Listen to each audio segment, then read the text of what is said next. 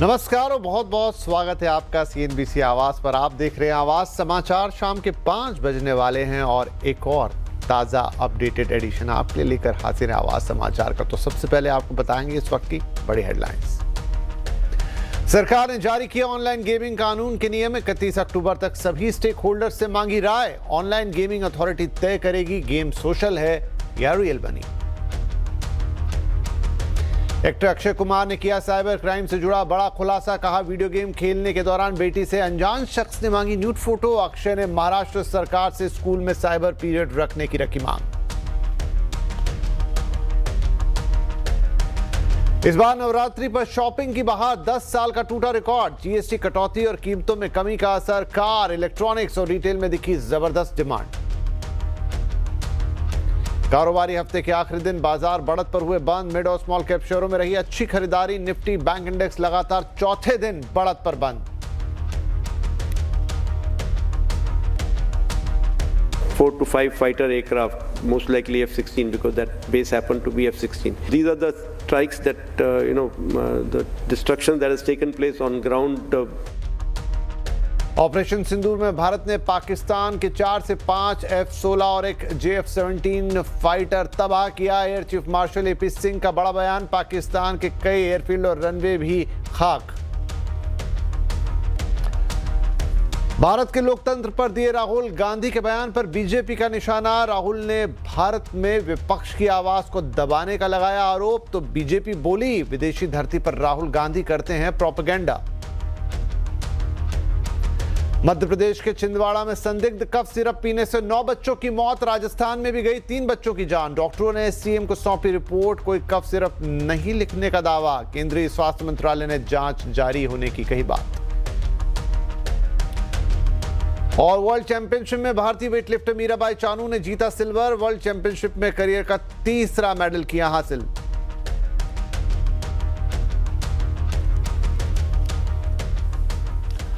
सरकार ने online gaming कानून के रूल्स जारी कर दिए हैं। इस पर 31 अक्टूबर तक सभी स्टेक होल्डर से राय मांगी गई है। नए कानून से ऑनलाइन गेमिंग में क्या बदलाव आएगा ये बताने के लिए हमारे साथ अब जुड़ेंगे हमारे संवाददाता असीम मनचंदा। तो असीम, ऑनलाइन गेमिंग, मनी गेमिंग, काफी हल्ला हुआ इस पर, बहुत सारे ऐप बंद करा दिए गए हैं इनफैक्ट, लेकिन अब इसके लिए कानून बनाया जा रहा है। तो क्या कहते हैं नए रूल्स, कब तक ये ड्राफ्ट कानून में बदल जाएगा? संसद ने अगस्त में ऑनलाइन गेमिंग कानून को पारित किया था और अब सरकार ने इसके ऊपर रूल्स बनाने की शुरुआत भी कर दी है। इसका ड्राफ्ट जारी कर दिया गया है और सरकार ने इस पर सभी स्टेक होल्डर्स की 31 अक्टूबर तक राय मांगी है। सबसे पहले तो इसके अंदर ऑनलाइन गेमिंग अथॉरिटी बनेगी। इस अथॉरिटी को बहुत सारे अधिकार दिए हैं। इसके पास सिविल कोर्ट का भी अधिकार होगा। बहुत सारे मंत्रालयों के अधिकारी इसके अंदर शामिल होंगे। ये तय करेंगे कि कौन सा गेम रियल गेम है, मनी गेम है, कौन सा गेम सोशल गेम है या कौन सा गेम ई स्पोर्ट्स है। तो उसी के हिसाब से इसको रजिस्ट्रेशन, जो भी ई स्पोर्ट्स गेम है या सोशल गेम है, उनको सरकार के पास रजिस्ट्रेशन कराना पड़ेगा। ये रजिस्ट्रेशन 5 साल के लिए होगा। इतना ही नहीं, कंपनी को पहले बताना पड़ेगा कि ये गेम कौन सी ऑडियंस को टारगेट किया जा रहा है, इसकी कौन सा जेनर रहेगा और ये गेम का जो रेवेन्यू मॉडल है उसका क्या होगा। तो उस सब की पहलुओं की जांच करने के बाद ही ये अथॉरिटी उस गेम को मंजूरी देगी और वो गेम उसके बाद ही चल पाएगा। अगर गेम में बाद में किसी भी तरह का बदलाव किया जाएगा तो उसकी जानकारी भी अथॉरिटी को देनी पड़ेगी ताकि रियल मनी गेम जो है वो ना चल पाए। इतना ही नहीं, जो भी ऑनलाइन गेमिंग कंपनियां चला रही हैं उनको एक अंडरटेकिंग देनी पड़ेगी कि वो इस सभी नियमों का पालन कर रहे हैं। तो ये ग्रीवियंस अथॉरिटी भी बनानी पड़ेगी। तो ये काफी कड़े नियम हैं जिनको की सरकार पालन कराने की तैयारी कर रही है। इसमें सजा और पेनल्टी दोनों का प्रावधान रखा गया है। खासतौर पर कि इसमें 1 करोड़ रुपए तक की पेनल्टी लग सकती है और 3 साल तक की सजा हो सकती है। अभी फिलहाल 31 अक्टूबर तक सभी स्टेक होल्डर की राय मांगी गई है। उसके बाद सरकार इसको नोटिफाई करते हुए इसको एक कानून का रूप दे देगी। जी असीम, बहुत शुक्रिया इस अपडेट के लिए। लेकिन अब एक बड़ी सनसनीखेज खबर बॉलीवुड से। बॉलीवुड एक्टर अक्षय कुमार ने मुंबई पुलिस के साइबर अवेयरनेस मंथ 2025 कार्यक्रम में शिरकत की। इस दौरान अक्षय कुमार ने अपनी बेटी नितारा के साथ ऑनलाइन हुई एक अजीब घटना का जिक्र किया। उन्होंने बताया कि ऑनलाइन गेमिंग के दौरान उनकी 13 साल की बेटी से किसी अज्ञात व्यक्ति ने अश्लील फोटोज की मांग की थी। उन्होंने सरकार से दरखास्त की कि बच्चों के स्कूल में साइबर पीरियड्स होने चाहिए। He sent a message, "Can you send me a nude picture of yours?" It was my daughter. She switched off the whole thing and she went and told my wife. And this is how everything begins. It was great that she went and spoke to my wife about it. This is how things begin. ये भी एक cyber crime का ही एक हिस्सा है। तो मैं CM साहब से दरखास्त करूंगा कि हमारे महाराष्ट्र स्टेट के अंदर हर हफ्ते 7th, 8th, 9th, 10th standard के अंदर एक पीरियड जो हो वो साइबर का पीरियड हो, जहां बच्चों को ये समझाया जाए कि होता क्या है। तो अक्षय कुमार कह रहे हैं कि उनकी बेटी से किसी ने ऑनलाइन गेम खेलते वक्त न्यूड फोटोग्राफ मांगी। ये बात छुपी हुई नहीं है, लेकिन अगर अक्षय कुमार जब इसे किसी मंच पर रख रहे हैं तो आप इसकी अहमियत, इसके वजन को समझ सकते हैं कि इस वक्त ये जो पूरा साइबर इकोसिस्टम है ये किस स्तर तक चला गया है। खैर, इस पे और बातचीत करेंगे आगे, लेकिन फिलहाल कुछ और खबरें, खासतौर पे आधार से जुड़ा एक बड़ा अपडेट। अब आधार अपडेट कराने में आपको पहले से ज्यादा पैसे लगेंगे। आधार अथॉरिटी ने अलग अलग तरह के काम के लिए फीस बढ़ाई है। डिटेल के साथ है हमारे सहयोगी असीम मनचंदा। तो असीम, कुछ अनाउंसमेंट आपने ही एक इंटरव्यू किया था, उसमें सीईओ साहब ने दिए थे कि बहुत सारी सुविधाएं आने वाली है ऑनलाइन ही, अब पैसे बढ़ाने की भी बात आई है। क्या अपडेट है और कौन सी फीस कितनी बढ़ रही है?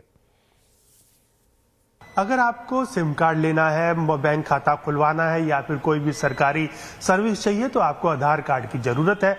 आधार अथॉरिटी लगातार लोगों से कहती रही है कि वो अपना आधार अपडेट रखें। अगर किसी व्यक्ति का आधार 10 साल से पुराना है तो उसको भी अपडेट कर लें, और आधार अथॉरिटी ने इसके लिए कैंपेन भी चलाया था और लोगों को मुफ्त में आधार अपडेट करने की सुविधा भी दी थी। अब आधार अथॉरिटी ने इसकी फीस बढ़ाने का फैसला किया है, यानी कि अगर अब आपको आधार में अपना नाम, पता, मोबाइल नंबर बदलना है तो आपको इसके लिए 50 रुपए की बजाय अब 75 रुपए चुकाने पड़ेंगे। वहीं अगर आपको इसके साथ जुड़े हुए जो सपोर्टिंग डॉक्यूमेंट्स हैं, अगर उनको अपडेट करना है, उनको बदलना है, तो भी आपको 50 रुपए की बजाय अब 75 रुपए चुकाने पड़ेंगे। इतना ही नहीं, अगर आपको अपने बायोमेट्रिक्स अपडेट करने हैं तो अब आपको 100 रुपए की बजाय 125 रुपए चुकाने पड़ेंगे। बढ़ती लागत की वजह से आधार अथॉरिटी ने ये फीस बढ़ाने का फैसला किया है। 1 अक्टूबर से ये नई फीस लागू भी हो गई है और अगले 3 साल तक ये नई फीस लागू रहेगी। जी असीम, बहुत शुक्रिया। तो अब आधार में कुछ चीज़ें महंगी होंगी आपके लिए, वो अपडेट्स। वेल, नवरात्रि के मौके पर इस बार लोगों ने जमकर शॉपिंग की है, चाहे ऑनलाइन हो या ऑफलाइन। जीएसटी कटौती और कीमतों में कमी का नतीजा ये हुआ है कि पिछले 10 सालों में सबसे ज़्यादा बिक्री का रिकॉर्ड बन गया है।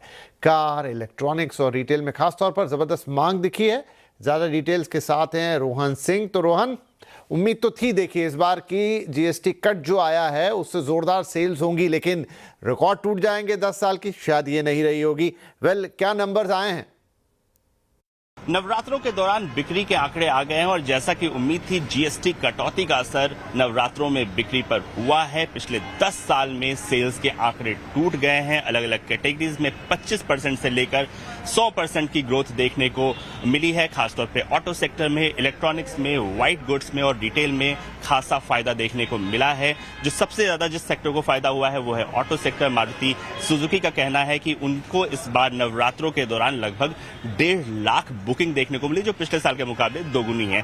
महिंद्रा की बात करें तो उन्हें 60% बढ़ोतरी देखने को मिली। हुंडई का कहना है कि इस बार उनकी जो एसयूवी गाड़ियां हैं उनको वो खास तौर पे डिमांड में देखने को मिली। इसी तरह से अलग अलग ऑटो कंपनियों ने अपने आंकड़े जारी किए हैं। एक और सेक्टर है वो है इलेक्ट्रॉनिक्स और व्हाइट गुड्स। एलजी अप्लायंसेस या फिर जो गोदरेज अप्लायंसेस हैं या फिर जो हायर है, इस तरह की कंपनियों का कहना है कि उन्हें डबल डिजिट में ग्रोथ देखने को मिली है। हायर का तो यह कहना है कि इस बार पिछले साल के मुकाबले 85% ज्यादा उनकी सेल्स में बढ़ोतरी देखने को मिली है। और सिर्फ यही नहीं, जो रिटेल है वहां भी काफी ज्यादा फायदा देखने को मिला है। लोग दुकानों पे आके काफी ज्यादा खरीदारी कर रहे हैं। बाजारों में किस तरह का सेंटीमेंट देखने को मिला? अब चूंकि नवरात्रे खत्म हो गए हैं, हमारे पास पहले कुछ डाटा आ चुके हैं, आप लोगों को किस तरह का ट्रेंड देखने को मिला? आप देखिए, आज आपको ये जो गाड़ियों की भीड़ है ये अपने आप जाहिर करती है कि आज क्या माहौल चल रहा है। जीएसटी जो महोत्सव चल रहा है उसमें लोगों को खुशी तो है ही, दुकानदार भी खुश हैं क्योंकि उनकी सेल इस बारी अच्छी बढ़ी है, इंक्रीज हुई है। पहले 1-2 दिन जरूर शांति थी, बट तीसरे दिन से आप ये समझ के चलिए कि सेल अच्छी हुई है। डॉक्टर नवरात्रि तो बीत गए लेकिन दिवाली आने वाली है अभी, आपको लगता है कि जो मोमेंटम है वो दिवाली तक बना रहेगा इस बार? बिल्कुल बना रहेगा जी। दिवाली का ये बेस्ट पीरियड होता है। अब ये जो फेस्टिवल पीरियड शुरू होता है, क्योंकि इससे पहले तो आपको पता है कि वो श्राद्ध वगैरह होते हैं, बिजनेस वैसे ही डल हो जाता है, तो ये नवरात्रों के बाद बिजनेस पिक होता है। तो अब ये जो है ये अच्छा पीरियड है जो अब ये जाके फरवरी मार्च तक लास्ट करेगा, तो this is the best period for the business और अच्छा रहेगा। तो एक बहुत अच्छे पीरियड की शुरुआत हो रही है, ये यहाँ पे लोगों का मानना है। अगर हम ऑनलाइन ऑफलाइन दोनों की ही बात करें, जो आंकड़े कहते हैं वो इस वक्त काफी ज्यादा पॉजिटिव सेंटीमेंट बता रहे हैं। रिटेल मार्केट तो ग्रो कर ही रहा है, लेकिन साथ ही अगर ऑनलाइन की बात करें तो डिलीवरी जो कि एक प्लेटफॉर्म है जो कि डिलीवरी करती है, उसका कहना है कि उसने नवरात्रों के 9 दिन के दौरान लगभग 20,000 करोड़ के सामान के जो है शिपमेंट की है। इसके अलावा उन्होंने एक दिन में 60 लाख से ज्यादा जो है वो डिलीवरीज की हैं। तो माहौल सब जगह जो है काफी ज्यादा पॉजिटिव दिख रहा है। खासतौर पे अगर अमेजॉन या फ्लिपकार्ट जैसे ई कॉमर्स प्लेयर्स की बात करें, उनके आंकड़े आने बाकी हैं, लेकिन उनके जो पहले कुछ दिनों के आंकड़े थे फेस्टिव सेल्स के, वो काफी ज्यादा पॉजिटिव दिख रहे हैं। तो चाहे वो कंपनियां हो, चाहे वो ऑफलाइन हो, चाहे वो रिटेल हो या फिर ऑनलाइन हो, हर जगह सेंटिमेंट जो है काफी ज्यादा पॉजिटिव दिख रहा है। रोहन सिंह, दिल्ली। आज कारोबारी हफ्ते का आखिरी दिन था और बाजार ने बढ़त के साथ ये हफ्ता खत्म किया है। सेंसेक्स 224 पॉइंट चढ़कर 81,207 पे बंद हुआ, तो निफ्टी 58 पॉइंट चढ़ा 24,894 पर क्लोजिंग दी है। मिड और स्मॉल कैप शेयरों में अच्छी खरीदारी रही। निफ्टी बैंक इंडेक्स लगातार चौथे दिन ऊपर गया है। डिफेंस मेटल शेयरों में खरीदारी थी। पीएससी और पीएसयू बैंक इंडेक्स में तेजी रही। वहीं रियल्टी, फार्मा, ऑटो इंडेक्स आज गिरावट के साथ बंद हुए। तो फेस्टिव सीजन शुरू हो चुका है और सेंटिमेंट अब पहले से अच्छे हैं। तो आवाज अड्डा में भी आज बाजार पे ही चर्चा होगी। सेंटिमेंट में सुधार, आगे तेजी की बहार। जरूर जुड़िए आज शाम 7:57 पर आज का आवाज अड्डा। आरबीआई गवर्नर संजय मल्होत्रा ने कहा है कि इस समय गोल्ड की कीमतों में उछाल ठीक वैसा ही है जैसे एक वक्त कच्चे तेल की कीमतों में था। कौटिल्य इकोनॉमिक कॉन्क्लेव में बोलते हुए आरबीआई गवर्नर ने कहा कि गोल्ड ग्लोबल अनिश्चितता का पैमाना बन सकता है। Despite geopolitical tensions that would have sent oil prices soaring in an earlier decade, they have been very range-bound. This could be due to a decline in oil intensity of GDP, not just in India, but across the world. Perhaps gold prices now are showing the kind of movement that oil used to, that is acting as a barometer of global uncertainty. वायुसेना प्रमुख air chief marshal AP Singh ने कहा है कि operation सिंदूर के दौरान भारत ने पाकिस्तान का एक C-190 एयरक्राफ्ट, 4 से 5 F-16 फाइटर जेट्स गिरा दिए या तबाह कर दिए। पत्रकारों के सवालों का जवाब देते हुए एयरफोर्स चीफ ने कहा कि हमारे पास पाकिस्तान के एयर डिफेंस सिस्टम को तबाह करने के साफ सबूत हैं। उन्होंने इसकी डिटेल्स भी शेयर की। On ground, because of this our strikes, there have been radars at least 4 places, command and control centers at 2 places, runway of course damaged at 2 places, then 3 of their hangars in 3 different stations have been damaged, and in that hangar as well as on tarmac we have signs of one C-130 class of aircraft, one AEW&C class of aircraft, and at least 4 to 5 fighter aircraft, most likely F-16, because that base happened to be F-16, which would have been under maintenance that time. Along with that, one SAM system, which has been destroyed. And so these are the strikes that, the destruction that has taken place on ground by our strikes. And as far as air defense part is concerned, we have clear evidence of one long-range strike, which I talked about, more than 300 kilometers, which happens to be either an AEW&C or a SIGINT aircraft. Along with that, 5 fighters that are high-tech fighters of between F-16 and JF-17 class is what our system tells us. इधर सेना प्रमुख general Upendra Dwivedi ने भी पाकिस्तान को warning दी है। उन्होंने कहा है कि पाकिस्तान तुरंत आतंकवाद को रोके, वरना इस बार ऑपरेशन सिंदूर जैसा संयम नहीं बरता जाएगा। पाकिस्तान को बहुत करारा सबक सिखाया जाएगा। भारत देश पूरी तैयारी के साथ है और इस बार वो संयम नहीं रखेगा जो सिंदूर 1.0 में हमने संयम रखा। इस बार हम आगे की कार्रवाई करेंगे और कुछ ऐसी कार्रवाई करेंगे कि हो सकता है पाकिस्तान को सोचना पड़े कि उसे इतिहास में, भूगोल में रहना है कि नहीं रहना है। और यहां पर वक्त एक छोटे से ब्रेक का, लेकिन ब्रेक के उस पार कुछ और खबरें। वेलकम बैक, आप देख रहे हैं आवाज समाचारों। कुछ और खबरें। अमेरिका में बदलते वीजा नियमों की वजह से लोगों की वीजा चॉइस भी अब बदल रही है। जैसे ही ट्रंप प्रशासन ने H-1B वीजा की फीस बढ़ाने की घोषणा की, गोल्ड कार्ड में लोगों की दिलचस्पी काफी बढ़ गई है। इमिग्रेशन कंसल्टेंसीज का कहना है कि गोल्ड कार्ड के बारे में जबरदस्त इंक्वायरीज आ रही हैं। अमेरिकी सरकार ने एक तरफ H-1B वीजा की फीस $2,000 से $5,000 से बढ़ाकर सीधे $1 लाख कर दी। साथ ही अमेरिका में रेजिडेंसी के लिए नया रास्ता खोलते हुए US गोल्ड कार्ड प्रोग्राम भी जारी कर दिया। हालांकि इसकी कीमत भारी भरकम $1 मिलियन यानी लगभग 8 करोड़ 3 लाख रुपए रखी गई है, जो कि नॉन रिफंडेबल है। कंपनियों की तरफ से स्पॉन्सरशिप के लिए $2 मिलियन का योगदान जरूरी है। इसके अलावा $15,000 का वेटिंग फी भी लगता है। लेकिन इसके बेनिफिट्स को देखते हुए दुनिया भर के अमीरों में इसकी डिमांड बढ़ रही है। 35 to 40%, we see that there is a demand after this in about 10 days, like as we speak today. There is a demand. 1 million के लिए तो काफी है। Companies का इतना नहीं है, but 1 million donation. Of course, ultra HNIs, they want to give it to their children or for families, meaning people in their mid 30s or maybe around early 40s. सबसे ज्यादा इंटरेस्ट 30 से 40 साल के HNIs में दिख रहा है। वैसे भारत में स्किल बेस्ड EB1 और EB2 वीजा रूट्स में पहले से ही लंबा बैकलॉग है। इसी बीच ट्रंप प्रशासन एक और प्रोग्राम लाने की तैयारी में है, ट्रंप प्लैटिनम कार्ड, जिसमें $5 मिलियन के योगदान पर रेजिडेंसी मिलेगी। ये प्लैटिनम वीजा उस 183 दिनों को बढ़ा के 270 दिनों तक खींच रहा है।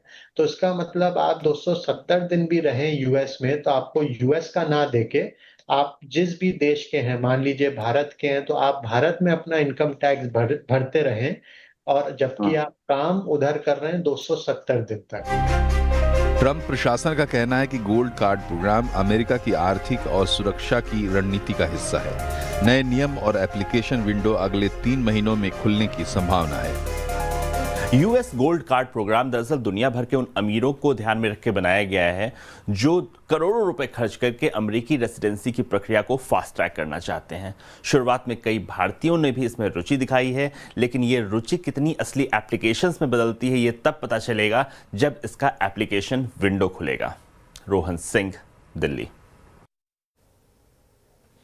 भारतीय वेट लिफ्टर मीराबाई चानू ने विश्व चैंपियनशिप में 48 किलोग्राम वर्ग में 199 किलोग्राम वजन उठाकर सिल्वर मेडल जीता। ये उनका इस प्रतियोगिता में तीसरा पदक है। इससे पहले 2017 में विश्व चैंपियन और 2022 में वो सिल्वर मेडल हासिल कर चुकी हैं। खास बात यह है कि उन्होंने 115 किलोग्राम का भार पिछली बार 2021 टोक्यो ओलंपिक में उठाया था, जहां उन्होंने सिल्वर मेडल जीता था।